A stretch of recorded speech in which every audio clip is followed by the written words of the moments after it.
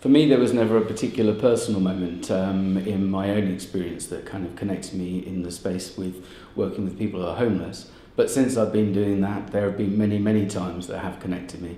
And I think the thing that's so real for me is the reality that our vendors are very real people, but because they represent something that's homeless, they represent a stereotype to some people. They represent someone who's perhaps not worthy of their citizenship. And so for me, the thing that's really connected me pretty much every time I come to work is this idea of mainstream, of giving people a platform and an opportunity to help themselves.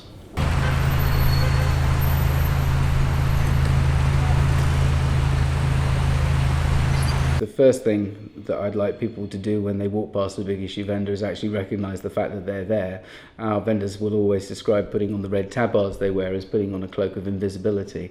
And the idea that you've gone to work and you're out on the streets trying to earn a living and people are ignoring you or walking past you, I would say, please notice a vendor. If you don't want a magazine, then say no thank you, because that means you've actually recognised that somebody's there. But also when you buy a product and you get a really good return on that investment because you've got something wonderful to read, it is first and foremost a commercial transaction. You are helping somebody who's doing business and they're in the business of changing their lives.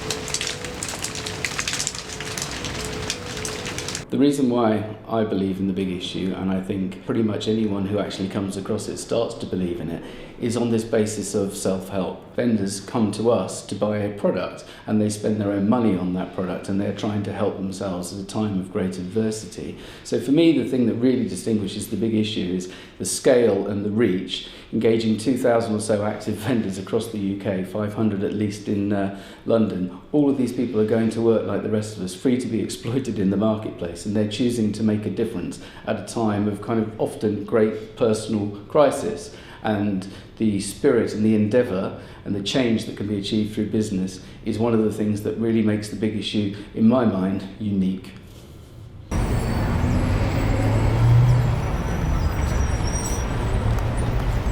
A lot of our vendors are very much involved in our external communications and our fundraising work. They present events for us. They tell their stories in open, heartfelt and honest ways that don't engender just pity. They make people think something perhaps different and positive in that space.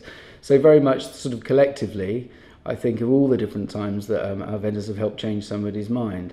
I think for me the hardest thing for us is that the things that will have happened to somebody on their way to the street, the things that they'll have experienced, some of the things that they will have done to themselves. In that space, we still lose people. People die at the age of 52, which I am next birthday. I would have been dead for the last 5 years if I was in the position that some of our vendors are in. So for me, the one thing I do remember are the people that we've been unable to help.